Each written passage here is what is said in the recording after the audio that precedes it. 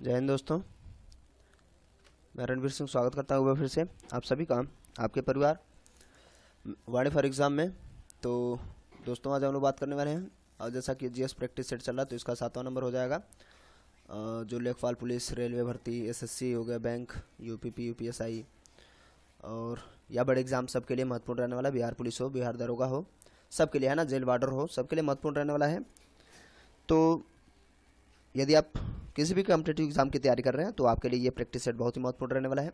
ध्यान से देखिए। और इसमें आप लोग क्या करेंगे, आप अपना आंसर सोचते रहिएगा या लिखते रहिएगा, कितने आंसर सही हो रहे हैं आप कमेंट करेंगे, ठीक है।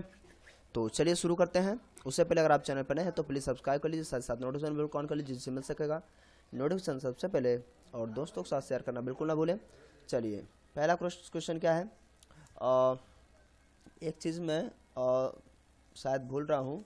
हाँ, शायद पिछली बार मैंने पूछा था कि पिछले सेट में कि वज़न कितना होता है मनुष्य का, चूँकि हर सेट में एक क्वेश्चन होता है आप लोगों के लिए, तो उसमें नहीं था। तो मनुष्य की जो मस्तिष्क का वज़न है वो कितना है, तो आपको कहीं कहीं पे देखिए 1350 ग्राम लिखा हुआ मिल जाएगा। और एक्चुअल में होता क्या है, 1340 ग्राम होता है पुरुषों में, ठीक है, मेल में। और फीमेल में क्या होता है,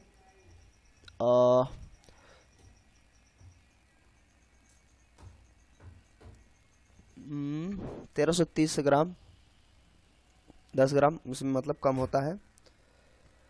तो एक चीज़ थोड़ा सा मैं यहाँ पे कंफ्यूजन हो रहा है, ये 50 ग्राम औसत नहीं होता है आमतौर पे, है ना। तो इसके बीच का औसत में आ जाता है आमतौर पे, तो ये इतना होगा, ठीक है। और चलिए 1330 ग्राम ठीक है इनका। चलिए आगे देखते हैं हम लोग, प्रश्न शुरू करते हैं। पानी को रोगाणु मुक्त करने के लिए उपयोग किए जाने वाले रसायन क्या होता है। तो रोगाणु को ख़त्म किया जाए तो किससे ख़त्म किया जाता है, ये आमतौर पे उसे हम लाल दवा भी कहते हैं, है ना। तो लाल दवा क्लोरीन हो जाता है, लाल दवा नहीं है यहाँ पे देखिए, क्लोरीन है, ओजोन है, सबसे हम रोगाणु मुक्त कर सकते हैं इन दोनों से। तो करेक्ट आंसर इसका दोनों हो जाएगा। दोनों जो है बैक्टीरियाज को मारने की क्षमता रखते हैं, ठीक है। ओजोन भी, ओजोन का क्या होता है O3, और ये हो जाएगा क्लोरीन गैस, ठीक है। तो ओजोन का प्रयोग जैसे नाले हो गए, नदियाँ हो गए, उसमें मौजूद जो जीवाणु होते हैं उनको नष्ट करने के लिए बड़े स्तर पे किया जाता है, ठीक है। और उसमें क्या होता है, जल में ऑक्सीजन की मात्रा की वृद्धि भी हो जाती है आमतौर पे, ठीक है, और रोगाणु भी मुक्त हो जाते हैं। तो ओजोन का काफ़ी कुछ फ़ायदा है। और जो औसत मैं बता रहा था 1335 ग्राम के आसपास ऐसा कुछ आता है। मैं थोड़ा सा भी इसमें कंफ्यूज हूँ, यदि आप कुछ ऐसा कुछ हो तो आप करेक्ट करिएगा, ठीक है। चलिए आगे चलते हैं हम लोग। बीबी का मकबरा भारत में कहाँ स्थित है। तो बीबी का मकबरा जो है औरंगाबाद में, महाराष्ट्र के औरंगाबाद में बनवाया गया था, है ना। औरंगजेब का जो पुत्र था वो, उसका नाम था आजम, ठीक है। औरंगजेब के बाद आमतौर पे चीज़ें याद नहीं रहती हैं, ठीक है। ओके, देखते हैं क्या था हम लोगों का। बीबी का मकबरा भारत में कहाँ स्थित है। थोड़ा सा बीच में व्यवधान उत्पन्न हो गया था। तो देखिए इसका जो करेक्ट आंसर हो जाएगा औरंगाबाद। औरंगाबाद में जो है औरंगजेब, जानते हैं उसी के नाम से है ये। तो उसका पुत्र था, उसका नाम था आजम, ठीक है। आमतौर पे औरंगजेब के बाद तो चीज़ें याद ही नहीं रहती हैं। तो उसने अपनी माँ, जिसकी माँ जो मरने के बाद, उसकी माँ का नाम क्या था, दिलरस बानो बेगम। ये देखिए ध्यान दीजिएगा, यहाँ पे बड़ा गड़बड़ी हो जाता है। लोग समझते हैं कि औरंगजेब ने बनवाया था बीबी का मकबरा, ठीक है। बनवाया था उसके पुत्र ने, उसका लड़का आजम, ठीक है, उसने बनवाया था, मरणोपरांत बनवाया, ठीक है। और मरने के बाद उस जो जानी गई और रबिया उद दौरानी के नाम से सबसे ज़्यादा फेमस रही है, रबिया उद दौरानी, ठीक है, उद दौरानी के नाम से जानी गई दिलरस बानो बेगम। तो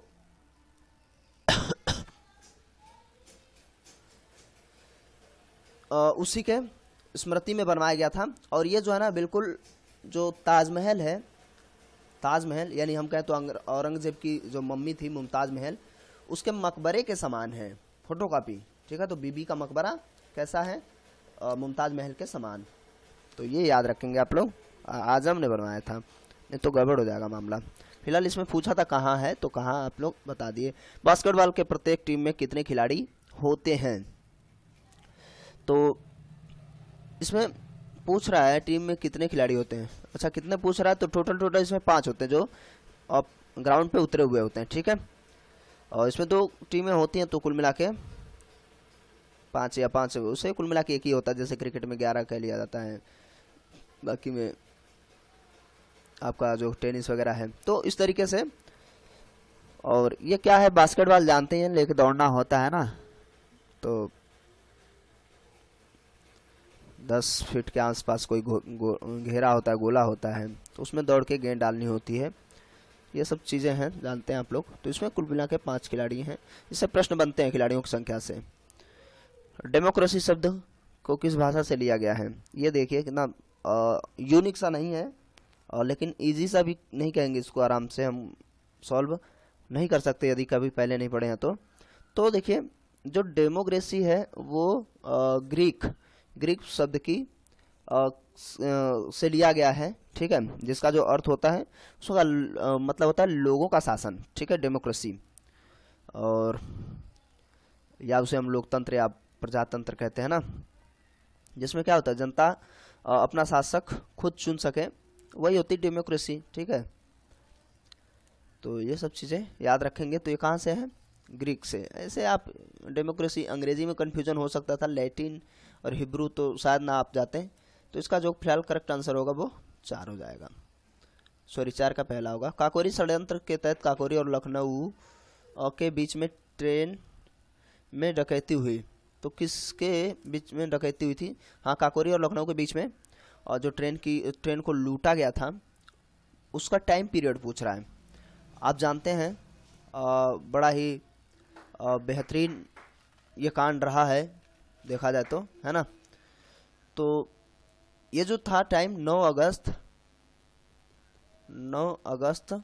1925 को, इसमें देखिए, हाँ ये करेक्ट आंसर तीसरा होगा, 1925 को ये हुआ था। और जो अब जानते हैं भारतीय स्वतंत्रता आंदोलन का मामला चल ही रहा था, है ना, तो उसी के तहत ये डकैती की गई थी, जिसमें काफ़ी लोग थे, जैसे राम प्रसाद बिस्मिल और अशफाक उल्ला खां, राजेंद्र लहड़ी, चंद्रशेखर आज़ाद, अन्य भी क्रांतिकारी थे। इन सब ने ट्रेन को लूट लिया था। और नाम थोड़ा सा मैं भूल रहा हूँ उस ट्रेन का, ट्रेन डाउन करके कुछ है उसका नाम। ठीक है, ट्रेन डाउन ही है, हाँ यही नाम है, थोड़ा सा आप करेक्ट कर सकते हैं। तो उसको लूटा गया था, तो 1925 में। ठीक है, उसके बाद स्वतंत्र भारत की पहली महिला राज्यपाल कौन थी? ये सभी लोग जानते हैं, बहुत ईजी सा क्वेश्चन। ऐसे भी क्वेश्चन पूछ लेते हैं, ऐसा नहीं कि ये नहीं पूछा जाएगा। एसएससी लेवल के एग्ज़ामों में या आरआरबी में और वीडियो लेखपाल में पूछे जाते हैं, यूपीएसआई यूपीपी में। ऐसे आखिर हर क्वेश्चन टफ रखेगा तो फिर तो बहुत समस्या होगी ना। तो ये सभी लोग जानते हैं। फिलहाल करेक्ट आंसर क्या हो जाएगा? सरोजनी नायडू। और ये देखिए, स्वतंत्र भारत की पहली राज्यपाल थी और ये उत्तर प्रदेश की थी। ठीक है, और इनका जो कार्यकाल रहा था 1947 से लेकर के 49 तक, है ना, जो यूपी की राज्यपाल के रूप में नियुक्त हुई थी। तो यूपी का भी पहला हो जाएगा और उसका पूरे भारत का भी पहला हो जाएगा। ठीक है, और अगर दूसरे की बात करें तो उन्हीं की एक बेटी थी जिसका नाम था पद्मजा। ये ध्यान देंगे, ये थोड़ा सा टफ में बनेगा। पद्मजा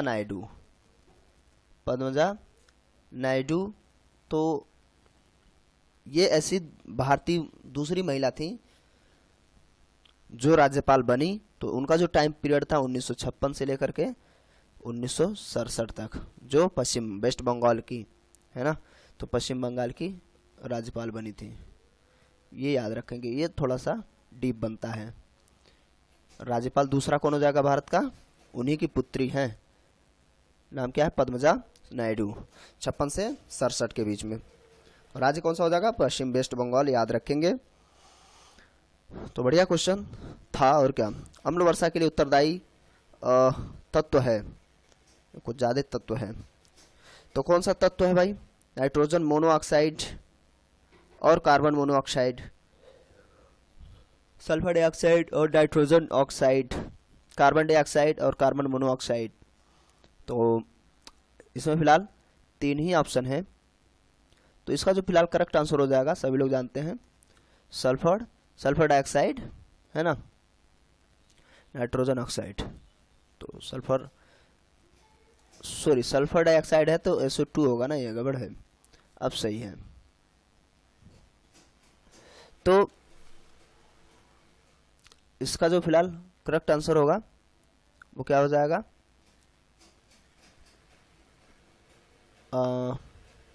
दूसरा नंबर है ना। और यहाँ पे आप कुछ भी रख सकते हैं, ठीक है, XYZ कुछ भी रख सकते हैं, कोई दिक्कत नहीं है। चलिए फिर हम लोग बढ़ते हैं आगे। आगे हो जाएगा आपका 8वां क्वेश्चन, फीफा का मुख्यालय कहाँ है? ये बहुत बढ़िया सा क्वेश्चन है, छोटा सा, और आमतौर पे बार बार पूछा भी जाता है। तो इसका जो फुल फॉर्म हो जाएगा फीफा का, ऐसा नहीं है, मतलब ऐसा ही रहेगा फीफा। इसका हो जाता है federation international D football association, ठीक है। तो इसका जो मुख्यालय है जूरिच में है, जूरिच यानी स्विट्जरलैंड। तो जूरिच देखिए बहुत डीप पूछ लिया है, इतना हल्का नहीं कह सकते आप। स्विट्जरलैंड सबको याद रहता है, लेकिन जूरिच में मामला गड़बड़ हो जाएगा, स्विट्जरलैंड। तो ये याद रखेंगे आप लोग, स्विट्जरलैंड यानी जूरिच के स्विट्जरलैंड में क्या है? Federation international D football association, ठीक है। और ये 1904 में इसको स्थापित किया गया था, ठीक है। और हम कहें तो अगर अच्छे तरीके से स्टार्टिंग हो गई थी तो 1930 से प्रभावी रूप से चलने लगा था, ये इसका आयोजन होने लग गया था, उत्तरदायी इस पे आ गई थी। तो फीफा का जूरिच याद रखेंगे। इनमें से कौन विद्युत रोधी है? कौन ऐसा है जो विद्युत को रोकने का काम करता है, प्रतिरोधक का काम करता है? मरकरी, कार्बन, जर्मेनियम, इसमें से सब कांच होगा ऐसा जो क्या है? विद्युत रोधी है, बाकी सब कंडक्टर हैं, जबकि ये क्या है? नॉन कंडक्टर है। तो ये याद रखेंगे। अब इसके तहत और देखें लेंगे, जैसे प्लास्टिक हो गई, रबर हो गई, और पोर्सिलेन एक होता है, लकड़ी हो गई, कोई मृतिका हो जाए, शुष्क वायु हो, हवा सूखी हो, ये सब चीज़ें, हाँ, नम हवाएं करंट को ले जाने का काम करती हैं आमतौर पे, ठीक है। इसका करेक्ट आंसर कांच हो गया, इजी सा ये भी था। कौन सा स्मारक पत्थरों का स्वप्न के रूप में जाना जाता है? देखिए ऐसे ऐसे प्रश्न बनते हैं मस्त तरीके से, तो क्या हो जाएगा? पत्थरों का स्मारक के रूप में, स्वप्न के रूप में। तो देखिए एक महल है जिसका नाम है पंचमहल, जो कहाँ है? फतेहपुर सीकरी में, ठीक है, फतेहपुर सीकरी, ये याद रखेंगे, फतेहपुर सीकरी। इसको अकबर ने बसाया था, है ना, जब गुजरात जीत के आता है तो वहाँ पे एक बुलंद दरवाज़ा बड़ा सा बनवाता है, और उसी की खुशी में, और यहाँ पे एक क्या है? पंचमहल भी बनता है, तो जो काफ़ी फेमस रहा। और इसको ड्रीम एंड स्टोन यानी कि डिस्कवर विद डेकेरस बाय डेकेट ओब्रायन, ऐसा कुछ नाम करके है, के रूप में भी जाना जाता है। तो कुल मिला के ड्रीम इन स्टोन कह देंगे, बात वही है ना।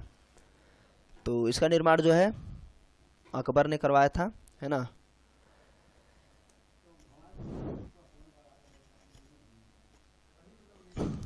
और एक चीज़, ये तो पंचमहल ठीक है, एक हो जाएगा, ये तो देखिए ड्रीम इन स्टोन है।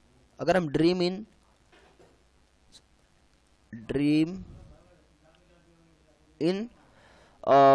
मार्बल्स कर लें, यानी संगमरमर, मार्बल्स, यानी कि यहाँ कर लें संगमरमर का स्वप्न, तो कौन हो जाएगा? सभी जानते हैं, ताजमहल,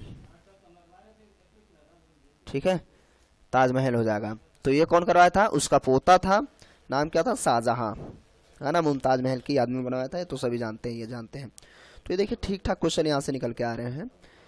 और ड्रीम इन मार्बल्स यानी कि संगमरमर का स्वप्न या पत्थरों का स्वप्न पंचमहल है, और ये ताजमहल तो आपका संगमरमर का स्वप्न है। तो ये याद रखेंगे। आगे है आपके लिए प्रश्न, और जो थोड़ा सा ठीक ठाक टिपिकल हो सकता है।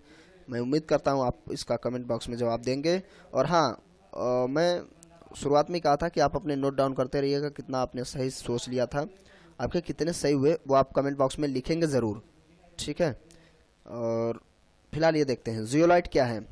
तो जलयोजित एल्यूमिनियम सिलिकेट, एल्यूमिनो सिलिकेट कह सकते हैं, और जलयोजित कैल्शियम सल्फेट, निर्जलीकृत एल्यूमिनो सिलिकेट, निर्जलीकृत कैल्शियम सल्फेट।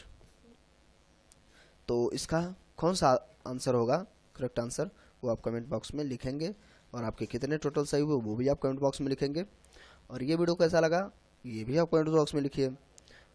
और दोस्तों के साथ शेयर करना बिल्कुल ना भूलें। उम्मीद करता हूँ आपने चैनल को सब्सक्राइब कर लिया, अगर नहीं किए हैं तो प्लीज़ कर लीजिए। साथ ही साथ नोटिफिकेशन बेल को यानी कि घंटे को दबा दीजिए, ऑल पे क्लिक कर लीजिए, जिससे मिल सकेगा नोटिफिकेशन सबसे पहले।